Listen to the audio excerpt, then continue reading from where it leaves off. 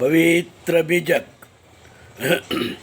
प्रज्ञा बोध कहरा 11 पद 7।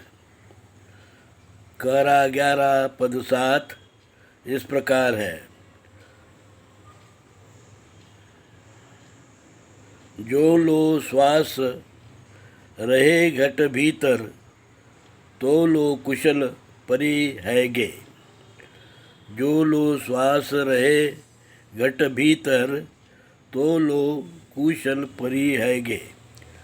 यह कहरा 7 है। अब हम शब्द अर्थ जानेंगे। जो लो का अर्थ है जब तक, श्वास का अर्थ है चेतन राम का वास, रहे घट भीतर का अर्थ है शरीर के अंदर रहता है, तो लो का अर्थ है तब तक, कुशल परी है गे का अर्थ है तब तक कुशल मंगल जीवन है। अब हम प्रज्ञाबोध जानेंगे।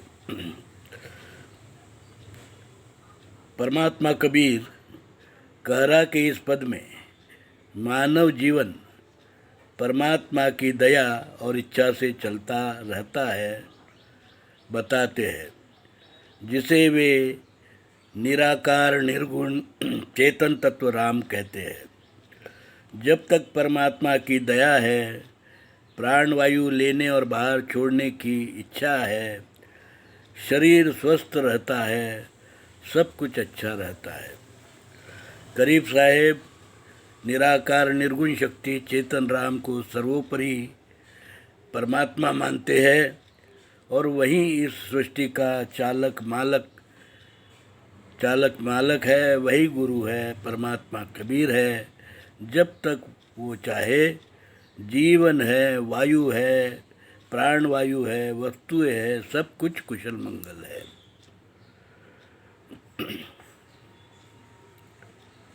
भाइयों, आज गुरु पूर्णिमा है। इस पर अवसर पर मैं आप सभी को मंगल कामनाएं देता हूँ। परमात्मा कबीर हमारे गुरु है, परमात्मा है। परमात्मा ने, कबीर साहिब परमात्मा ने हमें जो उनकी पवित्र वाणी बीजक में जो धर्म ज्ञान दिया है, उसी से हम उसी राह पर चलकर, उसी मूल भारतीय हिंदू धर्म का पालन कर, शील सदाचार का मार्ग, भाईचारा समता ममता का मार्ग, अहिंसा का मार्ग, वर्ण रहित जाति रहित समाज, ऊंच नीच भेदाभेद, छुआछूत अस्पृश्यता आदि अधर्म को खत्म कर, उसको अमान्य कर, धर्मात्मा कबीर ने हमें यह जो मूल भारतीय हिंदू धर्म है, हमारा मूल भारतीय लोगों का लोक धर्म है,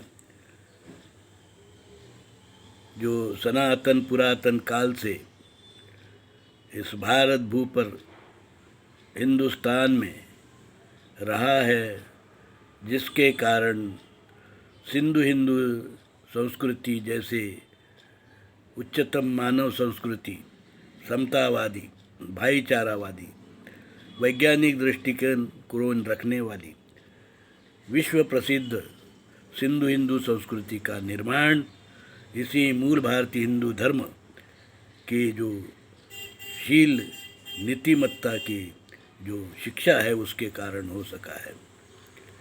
मानव को इसकी ज़रूरत है और इसीलिए 14वीं शताब्दी में परमात्मा कबीर साहब ने फिर ये मूल भारतीय हिंदू धर्म का पुनर्स्थापन किया अपनी पवित्र वाणी बीजक में, और हमें जो फिर से हमें मूल भारतीय हिंदू धर्म बताया है।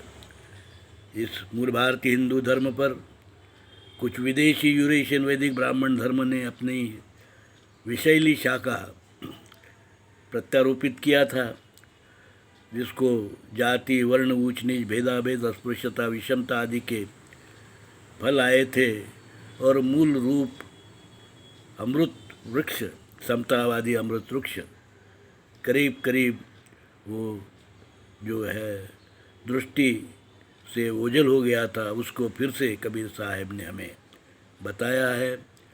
और उस विष डाली को यूरेशियन वैदिक ब्राह्मण धर्म की जाति वर्णवादी मनुवादी विष